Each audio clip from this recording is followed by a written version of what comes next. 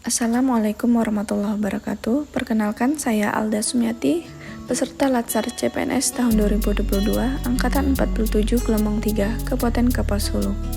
Pada kesempatan kali ini, saya akan memaparkan tugas agenda 2, yaitu tentang nilai dasar ASN berakhlak, materi oleh Dr. Sofiati, Magister Pendidikan.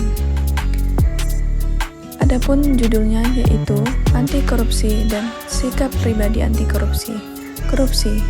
Asal-usul kata korupsi yaitu corruptio bahasa Latin, corrupti bahasa Belanda, corruption bahasa Inggris dan Prancis. Cara harfiah, korupsi diartikan sebagai kebusukan, ketidakjujuran, keburukan, dan dapat disuap.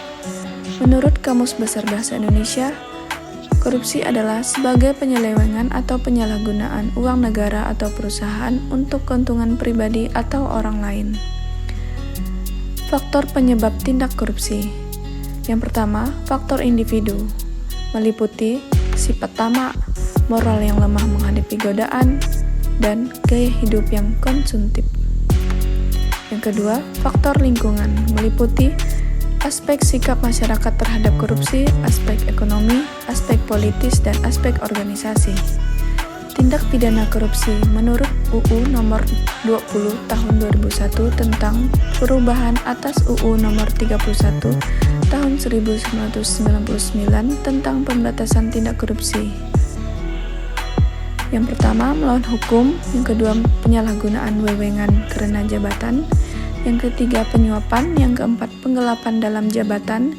Yang kelima, pemerasan dalam jabatan. Yang keenam, berkaitan dengan pemborongan. Dan terakhir, gratifikasi.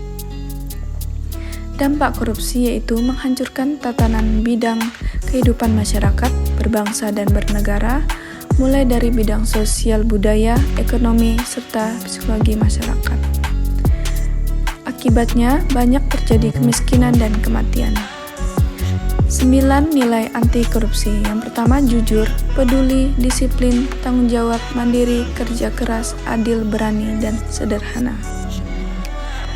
Untuk membangun sikap anti korupsi, diperlukan sikap jujur dalam kehidupan sehari, menghindari perilaku yang merugikan kepentingan orang banyak, menghindari konflik kepentingan dalam hubungan kerja, bisnis maupun bertetangga, melaporkan pada penegak hukum apabila menjadi korban perbuatan korupsi. Demikianlah yang dapat saya sampaikan. Terima kasih. Wassalamualaikum warahmatullahi wabarakatuh.